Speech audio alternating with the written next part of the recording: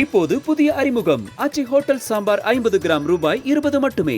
பத்திரிகையாளர் சுவாமிநாதன் நம்முடைய இணைந்திருக்கிறார். வணக்கம் திரு சுவாமிநாதன். தற்போது அன்புமணி எடப்பாடி பழனிசாமியை சந்திச்சிருக்கிறாரு. முதல்ல சமாதானம் தான் அவங்களோட முதல் நோக்கம் அப்படிங்கிறது நமக்கு தெரியுது. இதை எடப்பாடி பழனிசாமி சாத்தியப்படுத்துவாரா? சாத்தியப்படுத்த முடியல அப்படின்னா இந்த கூட்டணி எப்படி செல்லும்? நிச்சயமாக அது சாத்தியப்படுத்துவதற்கான ஒரு வாய்ப்பு இருக்கிறதா தான் நான் பாக்குறேன். ஏன்னா எடப்பாடி பழனிசாமி அவர்களோடு அந்த தைலாபுரம் தோட்ட தரப்புக்கு 2 பேர் தரப்பினரிடமே எடப்பாடி பழனிசாமி அவர்கள்ட்ட ஒரு மென்மையான அணுகுமுறை இருக்கு.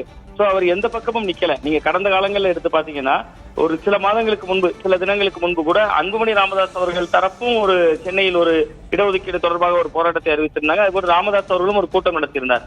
2 கூட்டங்கள்லயுமே அதிமுக கலந்துக்கல. அப்ப அவங்களுக்கு என்னன்னா 2 பேர்த்தையும் ஒரு சமநிலையில டீல் பண்ணணும் அப்படிங்கிற ஒரு போக்கு இருக்கு. அது கடந்த காலங்கள்ல இருந்தே அவர்கள்ட்ட தொடர்ந்துட்டு இருக்கு. சோ இன்னைக்கு அன்புமணி அவர்களா முதல் கட்டமாக சந்தித்திருக்கிறாங்க. இரண்டும் பிளவுபடாத ஒரு பாட்டாளி மக்கள் கட்சி தான் அதிமுகவுக்கும் பலன் கொடுக்கும், அது பாமகவுக்கும் பலன் கொடுக்கும்.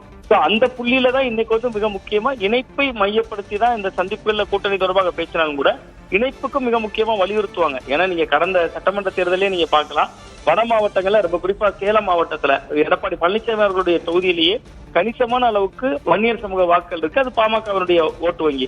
சோ அந்த பிளவுபட்டு இருப்பது அவருடைய தொகுதி மட்டுமல்லாம அந்த சேலம் மாவட்டம் தொடங்கி வட மாவட்டங்கள் தொடங்கி அங்க அதிமுகவுடைய வெற்றிக்கு மிக முக்கியம். அதனால அந்த புள்ளியில இவர்கள் வந்து இதை சாத்தியப்படுத்துவதற்கான வாய்ப்பு இருக்கு. இன்னொன்று நீங்க பார்க்கலாம், இதற்கு முன்பு பைஜியன் பாண்டா இருந்தாரு தமிழகத்தினுடைய தேர்தல் பொறுப்பாளரா, பாஜகவோட தேர்தல் பொறுப்பாளரா. அவருமே கூட ராமதாஸ் அவர்களை சந்தித்திருந்தார். சோ அதற்கான முயற்சிகள் தொடர்ந்து நடந்துகிட்டே இருக்கு. அது இப்ப தேசிய கட்சிகளின் கைகளில் இருந்து எடப்பாடி பழனிசாமி அவருடைய கருத்துக்கு வந்திருக்கு. சோ அந்த விஷயத்துல அதிமுகவுடைய கை ஓங்கும். இவர்களை சமரச புள்ளியில ஒரே கூட்டணிக்குள் கொண்டு வருவதற்கான ஒரு மையம் எதிர்காலத்துல இருக்கலாங்கிறத தான் நான் பாக்குறேன். நிஜமா திரு சுவாமிநாதன், இந்த நிலையில இந்த கூட்டணியில பாமகவோட வெயிட்டேஜ் என்ன? பாமகவுக்கு ஃபர்ஸ்ட் ப்ரிஃபரன்ஸ் கொடுத்திருக்காங்க. அப்படிங்கிறப்போ பாமகவுக்கு எத்தனை தொகுதிகள் தரப்பட வாய்ப்பு இருக்கு? இல்ல, கடந்த சட்டமன்ற தேர்தலில் அவர்களுக்கு ஒரு 23 தொகுதிகள் வழங்கப்பட்டிருந்தது. அதுல ஒரு 5 தொகுதிகள் பக்கம் ஜெயிச்சிருந்தாங்க. இந்த முறையும் அதற்கு குறையாத எண்ணிக்கையில வரணும்னா முதல்ல அணிகள் இணையணும். அவர்களுக்குள்ள இருக்கக்கூடிய ராமதாஸ் அவர்கள் தரப்பும் அன்புமணி அவர்கள் தரப்பும் இணைகிற பொழுதுதான் அவங்களால அந்த பழைய 23 சீட்டுகளை கூட 1-2 சீட்டுகளை உயர்த்தி கேட்க முடியும். இல்லாத பட்சத்துல இப்ப அன்புமணி அவர்கள் தனியாகவும் ராமதாஸ் அவர்கள்ட்ட தனியாகவும் பேச்சுவார்த்தை நடத்துறாங்கன்னா அந்த பாமகவினுடைய அந்த சீட் ஷேரிங் கெப்பாசிட்டியே குறையும். அந்த வகையில பார்த்தோம்னா இப்ப அன்புமணி அவர்களுடைய தரப்புக்கு முதல் கட்டமா இந்த அணிகள் இணையறத பேசியிருந்தாலும் கூட முதல் கட்டமா ஒரு 12 சீட்டு முதல் 14 சீட்டு வரை வேண்டுமானால் பேசுவதற்கான வாய்ப்பு இருக்கு. பட் அதிமுகவோட வெற்றிக்கு பாட்டாளி மக்கள் கட்சியும் நிச்சயமா தேவை. பாமகவுக்கும் சட்டமன்ற பிரதிநிதித்துவம் வேணும் அப்படின்னா அதிமுக தேவை. நம்ம ஒரு கடந்த கால வரலாறு கொஞ்சம் புரட்டி பார்த்தோம்னா 2016 தேர்தல் ஒரு சிறந்த உதாரணம். நீங்க பார்க்கலாம், மாற்றம் முன்னேற்றம் அன்புமணி அப்படின்னு சொல்லி தேர்தலை சந்திச்சாங்க. 234 தொகுதியிலையும் வேட்பாளர் விட்டாங்க. அன்புமணியை முதல்வர் வேட்பாளராக முன்னிலைப்படுத்துறாங்க. பட் அவர்கள் தனித்து களம் கண்ட போது குறிப்பிட்ட சதவீத ஓட்டு எடுக்க முடிஞ்சதை தவிர வெற்றி எங்கேயுமே பெற முடியல, ஒரு தொகுதியில கூட ஜெயிக்க முடியல. அதே நேரத்தில் நீங்க அதிமுகவோடு அவர்கள் சேர்றப்ப அந்த கூட்டணி இயல்பாகவே ஒரு ஜெல் ஆகுது. ஏன்னா அன்புமணி அவர்களும் தொடர்ச்சியா திமுக எதிர்ப்புல தீவிரம் காட்டிட்டே இருக்காரு. அவருடைய அறிக்கைகள் கூர்மையாக வருது. அது ராமதாஸ் அறிக்கையா இருந்தாலும் சரி, அன்புமணி அவருடைய அறிக்கையா இருந்தாலும் சரி, அன்புமணி அவர்களுடைய கை அதுல ஒருபடி ஓங்கி திமுக எதிர்ப்புல ரொம்ப கூர்மையா இருக்காரு, தொடர்ச்சியா விமர்சனம் பண்றாரு. சோ அது இயல்பாகவே ஒரு ஜெல்லாகக்கூடிய கூட்டணி தான். அதனால இருதரப்புக்கும் பரஸ்பரம் ஒரு புரிதலும் இருக்கு. அந்த அடிப்படையில இது இருவருக்கும் லாபம் தரக்கூடிய கூட்டணியாக இருக்குங்கிறதுனால எடப்பாடி பழனிசாமி அவர்கள் அணிகள் ஒன்றிணைந்தா அந்த 23 விட அதிகமா போகலாம். ஒன்றிணையாத பட்சத்துல அந்த 23க்குள்ளவே சுருங்கி போவதற்கும் வாய்ப்பு இருக்கு. அது இருவருக்குமாக பிரித்து கொடுக்கப்படும் அப்படின்னு பாக்குறேன். நிச்சயமா அன்புமணி திமுக எதிர்ப்புல ரொம்ப ஷார்ப்பா இருக்காரு அப்படின்னு சொன்னீங்க. ராமதாஸ் அதே நிலைப்பாட்டுல இருக்கிறாரா அப்படிங்கிற ஒரு கேள்வி இருக்கு. ராமதாஸுக்கு என்டிஏ கூட்டணியில விருப்பம் இருக்கிறதா?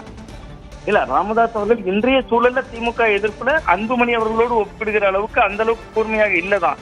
பட் அது 2 பேரும் தனித்தனியா வேறு வேறு கூட்டணியில் இடம்பெறும் பொழுது அது 2 பேருக்குமே பலன் இல்லாம போயிடும். நீங்க என்னதான் இருந்தாலும் இப்ப நீங்க தேசிய ஜனநாயக கூட்டணியில இருந்து அன்புமணி தரப்பு ஒரு தொகுதியில வேட்பாளராகவும், பதிலுக்கு திமுக கூட்டணியில இருந்து ராமதாஸ் தரப்பு ஒரு தொகுதியில வேட்பாளராகவும் களம் கண்டாங்கன்னா அது அந்த கட்சியினுடைய எதிர்காலத்துக்கும் 2 பேருக்குமே பொலிட்டிக்கலா எந்த லாபத்தையும் தராது. பேர வலிமை குறையும், சீட் ஷேரிங் குறையும். இது எல்லாத்தையுமே வந்து ஒரு கட்டத்துல இன்னும் தேர்தலுக்கு 3-4 மாதங்கள் இருக்கு. இன்னைக்குதான் முதல்ல எடப்பாடி பழனிசாமி அவர்கள் அன்புமணியை சந்தித்திருக்கிறார். இன்னும் காலம் இருக்கு. ராமதாஸ் அவர்களை ஒரு சமரச வளையத்திற்குள் கொண்டு வருவதற்கு அதிமுகவால முடியும். அது பாஜக உள்ள வருகிற பொழுதுதான் அந்த முயற்சியிலையும் தோல்வியடைகிறாங்க. அது அடுத்த கட்டம் நகர மாட்டுது. பட் அதிமுக என்பது ஒரு மாநில கட்சி. அவர்களுக்கு நீண்ட காலமா தேர்தல் கூட்டணி சேர்ந்த அனுபவம் உள்ள ஒரு கட்சி. ராமதாஸ் அவர்களும் பாஜகவை தான் கடந்த காலங்களில் விமர்சித்திருந்தார். அந்த எங்களுக்குள் பிளவு ஏற்பட்டது எதனாலன்னு சொல்லுகிற பொழுது அதே நேரத்துல அதிமுகவோட அவருக்கு ஒரு நல்ல ரிலேஷன்ஷிப் தான் இருக்கு. அந்த புள்ளியில நம்ம பார்த்தோம்னா இருவரும் ஒரு கூட்டணிக்குள்ள வர வாய்ப்பு இருக்கிறது. ஆனா அது இன்னும் ஒரு 15-20 நாட்கள் இந்த இழுபறிகளுக்கு பின்புதான் மாற்றம் நிகழும் அப்படின்னு பாக்குறேன். நிச்சயமா திரு சுவாமிநாதன், பொறுத்திருந்து பார்க்கலாம் அடுத்தடுத்த நகர்வுகள் என்னவாக இருக்க போகிறது என்பதை. உங்களோட கருத்து பகிர்வுக்கு நன்றி. இப்போது புதிய அறிமுகம் ஆச்சி ஹோட்டல் சாம்பார் 50 கிராம் ரூபாய் 20 மட்டுமே.